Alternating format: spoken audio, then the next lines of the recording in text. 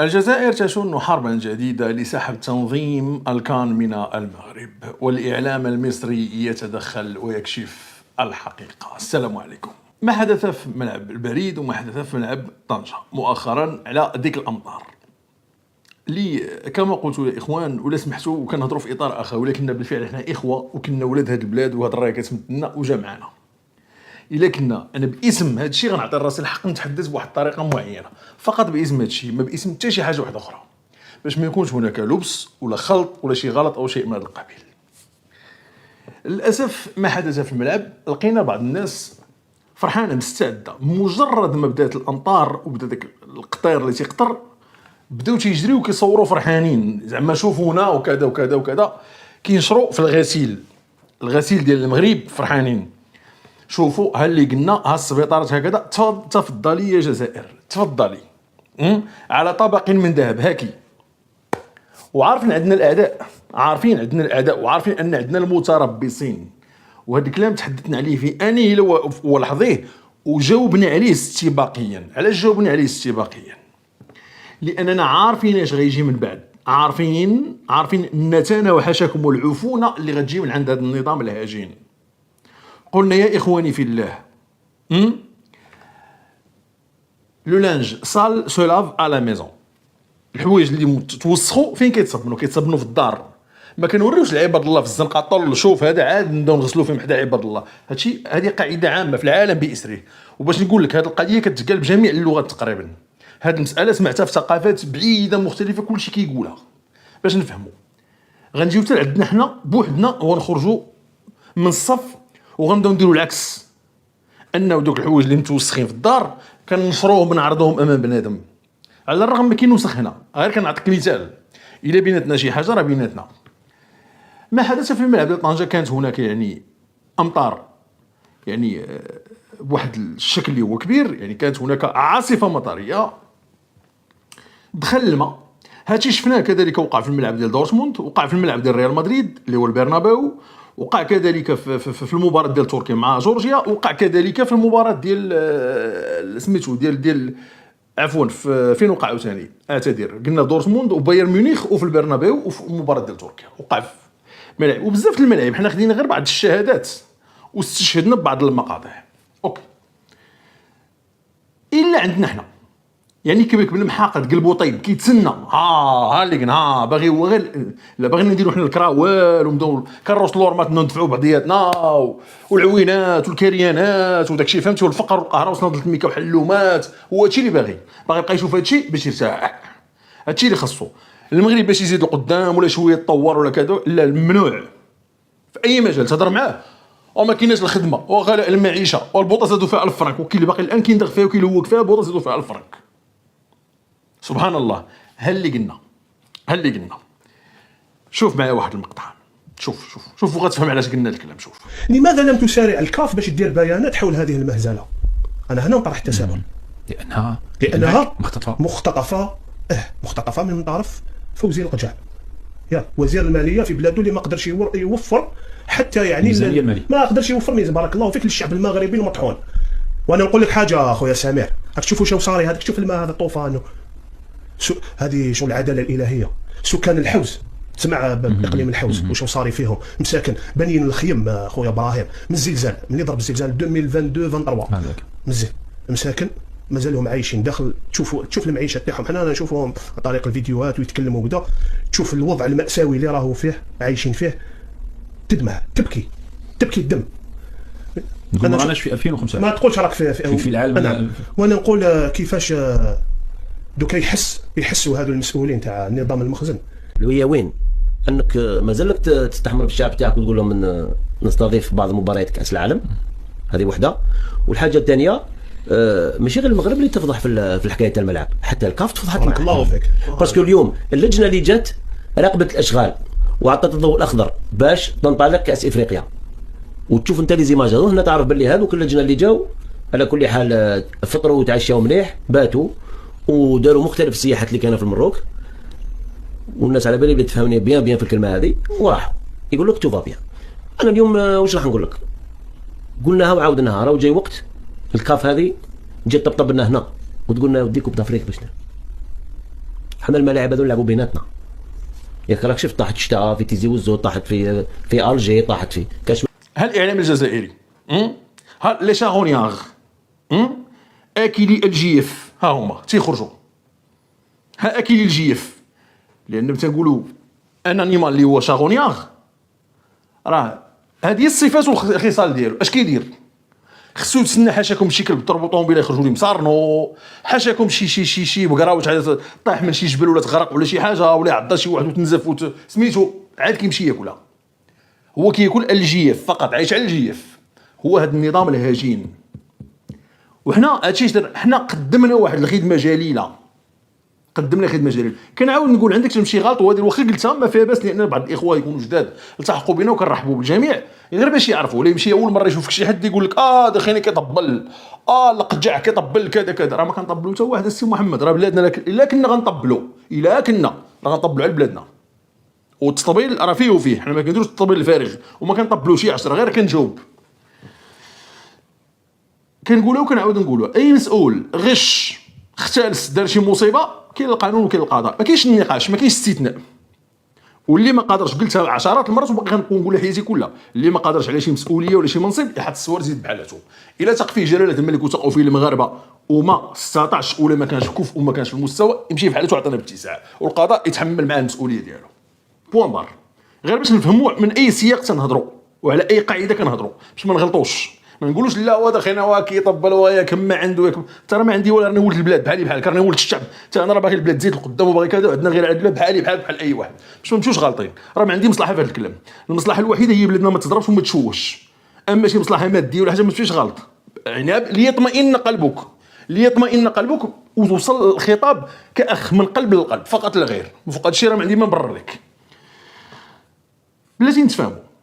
دابا هذا الامر اللي وقع في دول اخرى، شوف النظام الهجين اكل الجيف، غير تسطى واحد بالحوحت وخارجه الصوت ديما اجاش وديما هذه منفوخه، الكاله كيضربوها هنايا، تيقول لك لماذا لم تسارع الكاف لاصدار بيانات حول هذه المزال عن اي مزال؟ الامطار كتصدر عليها انت. انا هنا نطرح تساؤلات لانها مختطفه من فوزي القجع. رجعوا للقجع عاوتاني. شوف اش قلت لكم مرارا وتكرارا، الناس دابا المشكله كيقلبوا على ما يسمى وما يكون اعتباره مأساة او شيء من هذا القبيل، موت ولا شي مصيبه، ومشيو يستهزئوا بها ومشيو انهم يتشفاو. قال لك وزير الماليه في بلادو ما قدرش يوفر حتى الميزانيه الماليه للشعب المغربي المطحون. الشعب المغربي المطحون، الا كان هادشي اللي كتعتبروا انت شعب مغربي مطحون، الله ينجيكم منه. هذا الطحين اللي كتهضر عليه انت لهلا يوريه لكم شي نهار. انا كندعي معاكم ياك تسميتو الطحن هادشي هذا، ياك الشعب المغربي حنا مطحونين خويا. داك الطحين اللي عندنا حنا خليه، حنا قادرين عليه وحنا كنطحنوا معاه كيف قلتي انت، وحنا غاديين الحمد لله، والبلاد غاده، المغرب غادي لقدام الحمد لله، غادي الحمد لله. اليوم احسن من البارح وغدا احسن من اليوم، وهكذا دواليك. ما وصلناش ولكن الحمد لله مازال عندنا مشاكل وكنطحنوا معاه وغادي الحمد لله. واللي جا كيبقى حال فمو مشرق فمو في المغرب. راه دول الجوار وغير الجوار سير عندهم وشوف بلا ما نسمي، تمشي لهم تصدم. كيقول لك الشعب المغربي المطحون. واش واحد اللي كيفيق مع 4 ديال الصباح وكيف تصيفط مرته؟ راه النساء يا اخوان،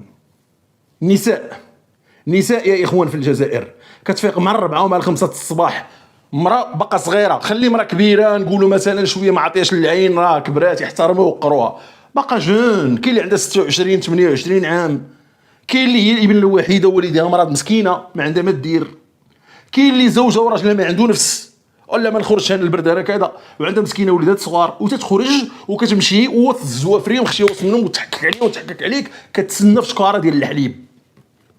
هذا واقع، ما جبناش شي حاجه من راسنا ولا كنتهموا كيف هما تيقولوا الشعب المطحون على الكلام الكلمات الفضفاضه اللي جاتو في بالو.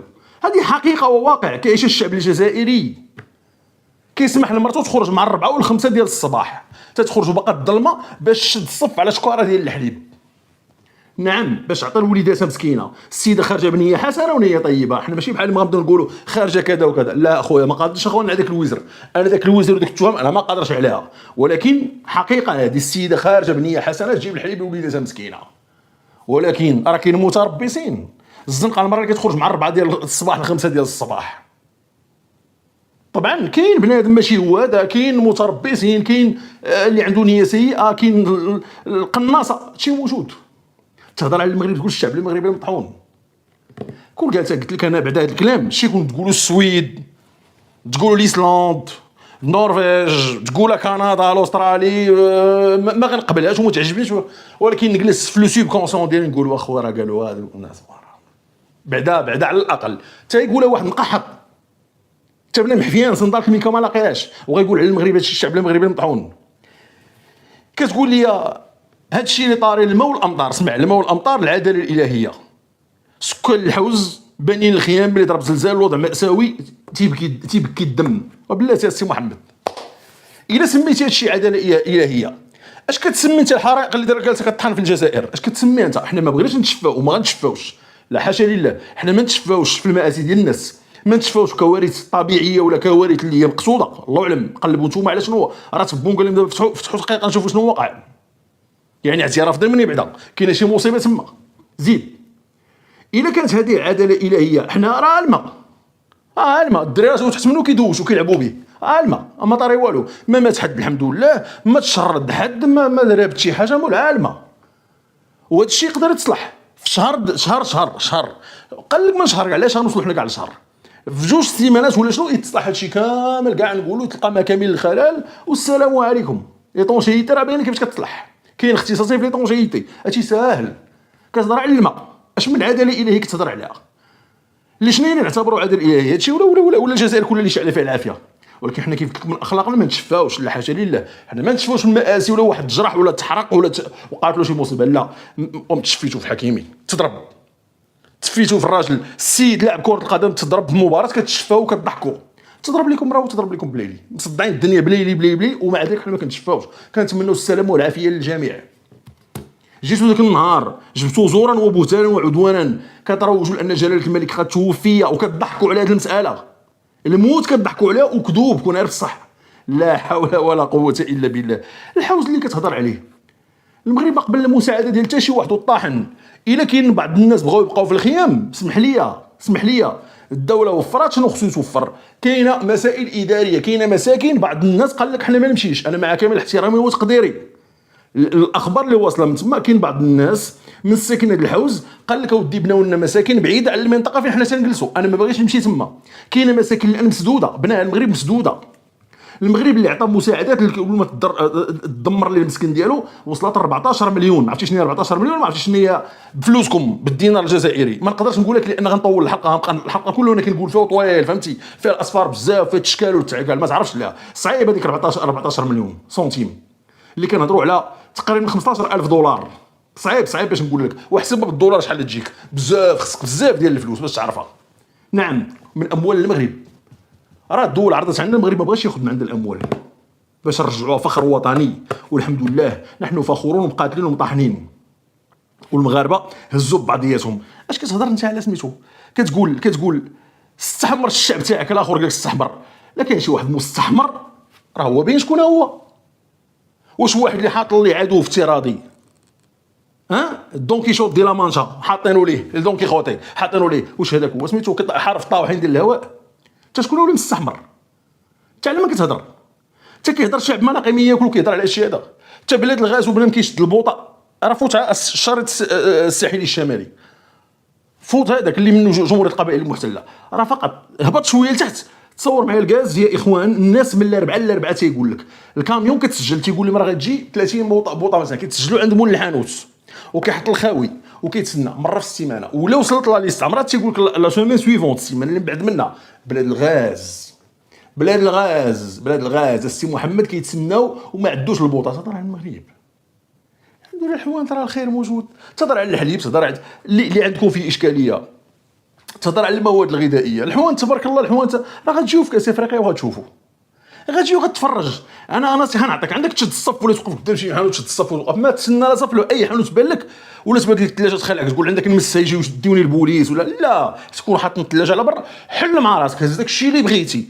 اش منك يا الحليب، اش منك يا اليوغور، اش منك يا الريب، اش منك يا الجبن، هز. والانواع والاشكال، اختار الماركه اللي بغيتي، ماشي ماركه وحده وماشي ديال الغبره، لا ماشي ديال الغبره، حليب طبيعي ومراقب وجوده مراقبه. هز مع راسك تسعيه وحط فوق الكونطوار وخلص السيد وديرهم لك في ساشي وسير الله يعاون ويعاونك عرض لك السلامه. ما غادي تشد الصف، ما غادي تلقى الشرطه واقفه كتراقب فيك، ما والو. كون هاني. نزيدك بغيتي تشري 10 اطرو ديال الحليب 15 30 اطرو، كون على يقين ان ما غاديش يشدك براج البوليس ويديك يحاكمك ب 10 سنين الحبس. لا، شري مع راسك شحال ما بغيتي ديال الحليب، موجود الخير. هز شحال ما بغيتي. مول الحانوت اللي عنده ثلاجه فيها 80 اطرو يبيع لك، خذها خلصها وسير بحالاتك، ما عندكش غرام ديال الاشكال. باش نكونوا فاهمين. دخل لي سوبيرات كاع، ما نمشيو حنا لي غرون سيرفاس، سير على لي سوبيرات، دوك لي سوبيرات صغار بلا ما نجبدوا كاع الاسماء بلا والو، سير دخل لهم الحليب تبارك الله موجود. تقول لك نزيدك راه باقي عندنا في الديبو. وتتحدث عن المغرب وتتحدث بهذه القذاره، فلا حول ولا قوه الا بالله.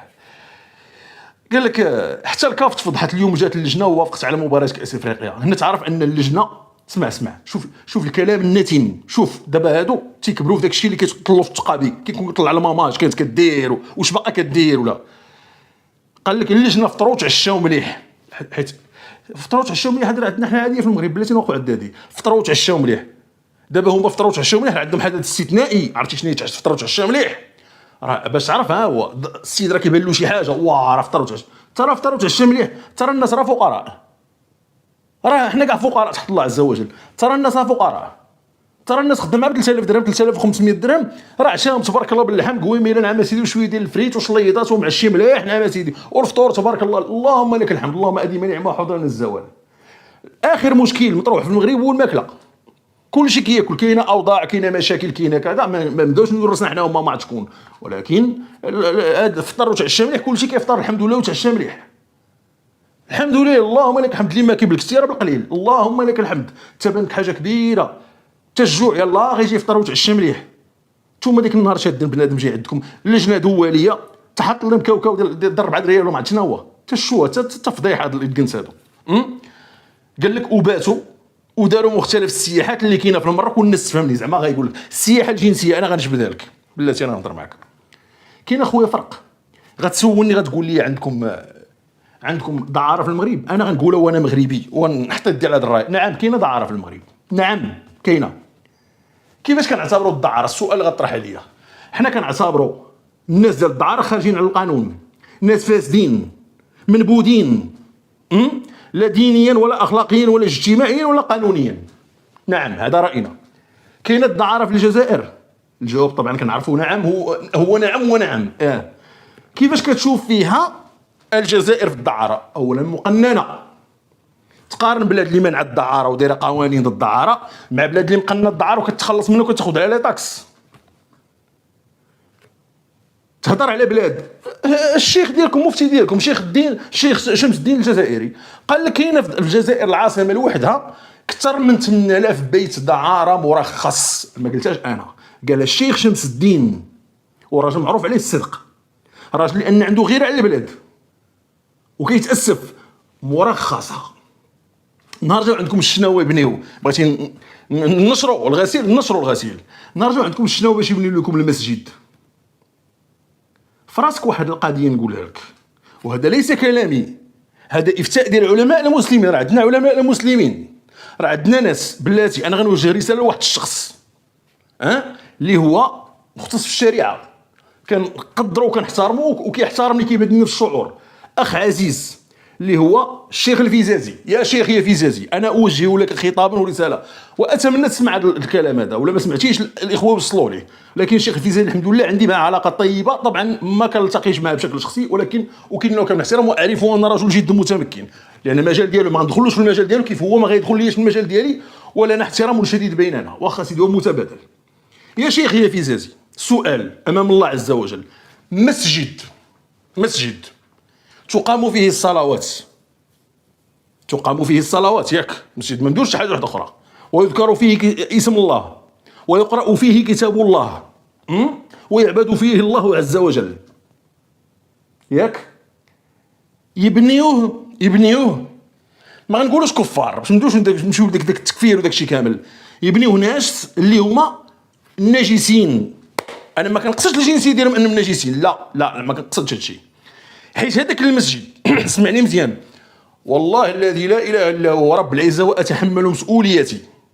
هذاك المسجد غير باش نقول لك واحد القضيه، ما بناش واحد جزائري خرج دابا يقول لي ودي انا راه صوبت فيه واحد الكانون ديال السوارات ولا درت شي كادنا ولا درت واحد ما كاينش. كان ممنوع الجزائر. شكون كانوا كيبنيوه؟ كانوا كيبنيوه الشناوه. جابوا الشناوه. شوف من اكبر مهندس عندهم الاصغر عامل حتى لو كان كيشطب كلهم كانوا شناوه. داروا دوك لي بانو ساندويتش. داروا الريتشوسي بريمير ايطاج دوزيام ايطاج وداروا لي زونتين بارابوليك على ليبوك وداكشي كامل وجالسين عايشين تما. داروا مدينه ديالهم. علاش تخلقات 8000 بيت دعاره؟ لان هذوك الشناوه كانوا تيجيو تماك طبعا مخلين الزوجات ديالهم كذا وكانوا كيجيو عندهم المكان فين كيتبنى المسجد. كنتحمل المسؤوليه ديالي. كيجيو عندهم تما المكان فين كيتبنى المسجد وتما كيفسدوا معاهم حاشاكم تما في هذاك المكان. دابا يا شيخ يا فيزازي هذا سؤال موجه لك انت بحكم انك مختص في الشريعه. سؤال: واش هذا المسجد الا يعتبر ذلك المسجد نجسا؟ هذا سؤال. حاشا لله. عندك شي واحد يفهمني غلط. هذه الكلمه راه شو غيفهموها شنو هي. هما اللي نجسوا المسجد. اما المسجد هو اطهر مكان على وجه الارض اللي من المفترض خصو يكون. هاد الناس نجسوه. انا كنقول ليه يا شيخ يا فيزازي واش هذا الامر حقيقه ولا لا؟ انا اقول لك من خلال معرفتي وما غاديش نتقارن بك انا في المجال ديال الدين ولكن معرفتي ودراستي كنأكد لك انه مسجد نجس. اكد لنا جزاك الله خيرا. واش هو مسجد نجس ام ليس مسجدا نجسا؟ نزيدك معلومه اخرى. فراسك المسجد هذا في الفقه ماشي كلامي انا. في الفقه المسجد الا دخل ليك الا كان كيتسمح لغير المسلمين باش يدخلوا. كنهضر على قاعه الصلاه ماشي الباحه. كنعاود نقول انا ما كنفتيش.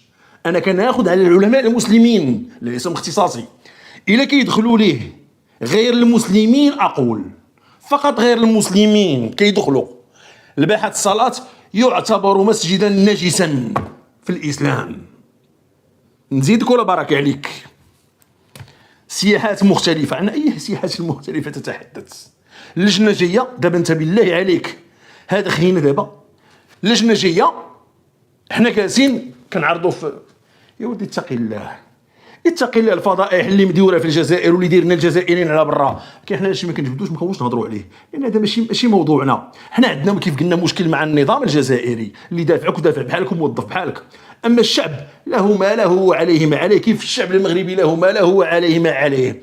ماشي كنا افاضل المغاربه ماشي كنا افاضل. الداعين الفاضل غنولوا مسطين. فينا ناس صالحين وطالحين بحال العالم باسره. ولكن المبدا هو اننا ما تنقبلوش امور اللي هي مرفوضه. ما تنقبلوش امور لا اخلاقيه. واللي كيهضر على هذا الكلام لانك كبرتي فيه. لانك كنتي كطلع ماماك في التقي باش كانت كدير هاد الشيء. كبرتي فيه وعشتي فيه وكنتي كتسمع شي اصوات ماشي هما هادوك وكبرتي في هاد الشيء وبقى فيك عقده وخصك دير لي اسقاط على باقي نساء المسلمين وهذا امر خطير. الكاف قال لك يجي الوقت اللي تجي قال لك يجي الوقت اللي تجي تطبطب علينا. طبطب هي الدق عندهم هما. طبطب علينا هنا وتقول لنا خذوا لكم بضافريك الا حنا الملاعب نلعبوا بيناتنا. ترى نظام هجين. انت معمر باغي تناقش. اعتذر. لا يصح الا الصحيح. اجي تسمع وتمتع. اجي اسمع اش كيتقال على المغرب. اسمع دابا غنشوفوا طرف اخر. حنا ماشي حنا اللي كنقولوا. اسمع اش غيتقال على المغرب. واحد المقطع طيب ونكملوا. اسمع توسط لنا عبد الله. لا خلينا في المغرب. احنا في المغرب. هو فارق في المغرب سي فوزي. انا عايزه محترف عندنا بس او اعاره في مصر. فوزي لقجه اعاره مصر. نفسي والله العظيم. يعني انا نفسي. انا طول عمري بتكلم عليه وطول عمري بديله حقه وهو ياخد اكتر من حقه. بس ما حدش لفت نظره عبد الله اللي كل مدربين المنتخبات المغربيه مغاربه بالاجهزه بالكامل. ما حدش لفت نظره اداري وفني وطبي كل شيء. ما حدش لفت نظره للي عمله في الناشئين والناس اللي بتروح احتراف وهي صغيره في كل دول الاوروبيه. ما حدش لفت نظره اللي الكره النسائيه على اعلى مستوى. ما حدش لفت نظره اللي هو جابه في المونديال اكيد ميداليه. نعم انجازات الاولمبياد. طيب ما حدش لفت نظره اللي المغرب رابع عالم بالركراكي. ما حدش لفت نظره اللي عامل منتخب تاني بتاع السكتيوي ووهبه. يا جماعه ما فيش حاجه صدفه. بيفتتح ملعبين في اسبوع من حوالي شهر. الكلام نهضه رياضيه اساسها الراجل ده. الراجل ده مش بس بنيه تحتيه كبيره. مش بس كده يا عبد الله. ده صاحب قرار في الاتحاد الدولي. صاحب قرار في الاتحاد الافريقي. نفوذ نفوذ على حق. بتخطيط على حق. الاتحاد الافريقي والفيفا محتاجينه اعاره سنه للاداره المصريه للاتحاد المصري يعمل نقل. هذا السيد ناقد مصري ما هو مغربي، وقال حتى هو جا دار انواع الدعاره اللي كيهضر عليهم هذا، وقال حتى هو كلا وشرب مليح، وقال حتى هو فطر وتغدى مليح، غيكون غالبا حيت ما يقدرش يقول هذا الكلام غير كوك شهاده الحق ما يقدرش يقولها. لا حنا كيشهد فينا بالحق غير الانسان اللي كنعطيوه ياكل ويشرب مليح، حيت هما معقدين من الماكله والشرب. تيقول لك على السي فوز القشع هذا السيد ما كرهناش ناخذوه عندنا اعاره فقط، زعما كيضحك بواحد الطريقه يعني اخويه مع المغاربه بحكم العلاقه الطيبه اللي كتجمعنا بالشعب المصري الشقيق. تيقول لك اودي ما كرهناش زعما فوز القشع سلفوه لينا يحقق لنا هذه الانجازات تبارك الله.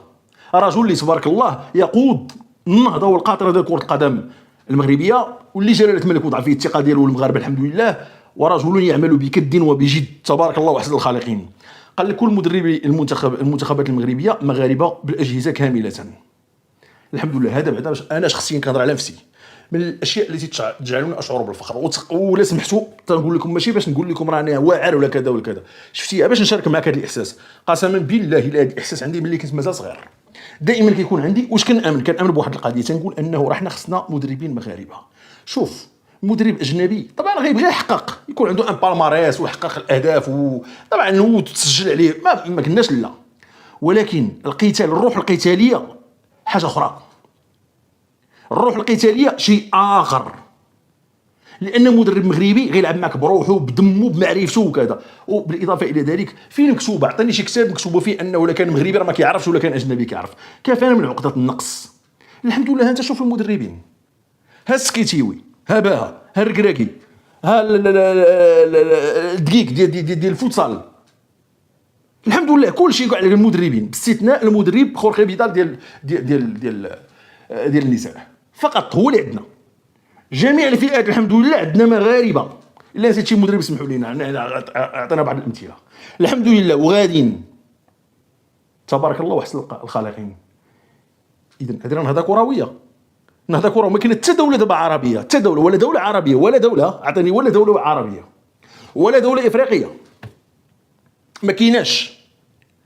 وربما ما بغيتش ندخل في حاجه اللي نولي، ولكن عندي واحد النظره سطحيه اللي خصني نجلس ونعاود الحسابات ديالي ونتاكد من بعض المعلومات. يعني في اوروبا كندور ولا اوروبا دايره هكا، جميع الفئات عندهم من نفس البلاد.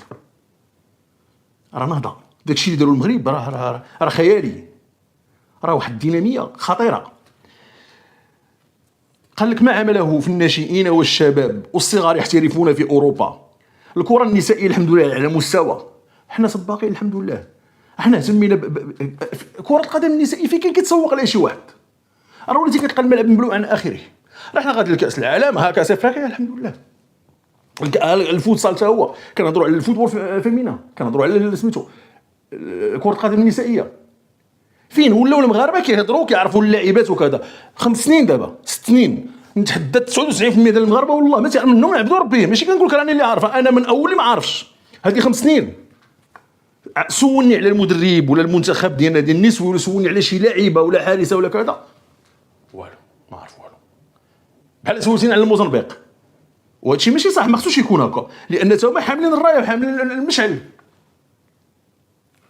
بقدرة قادر الحمد لله بالمجهودات ديالنا ديال المملكه المغربيه الحمد لله. شوف فين وصلنا، ولا كلشي كيعرف اللاعبات وهذه كذا وهذه كذا وهذه تبارك الله عندها وليد ولينا كنعرفوهم بحال كتعرف حكيمي وكتعرف حكيم زياش ولا الدراري الاخرين اللاعبين ديالنا وكتعرفهم كاملين بحال كتهضر على بونول مثلا ولا كذا. شوف الحمد لله فين وصلنا، شوف فين وصلنا. هذه بشهاده ديال الناس. تيقول لك ميداليه في الاولمبياد، رابع كاس العالم، ها هو كيهضر على المنتخب ديال السكيتيوي ووهبي. نهضه رياضيه اساسها هذا الرجل صاحب قرار في الاتحاد الاوروبي او الاتحاد الدولي والاتحاد الافريقي، له نفوذ حقيقي بالكان او بالكاف والفيفا. نحتاجه في الاتحاد المصري يعمل نقله. عاشت المملكه المغربيه الشريفه ولا عاش من خانها ولا غالب الا الله.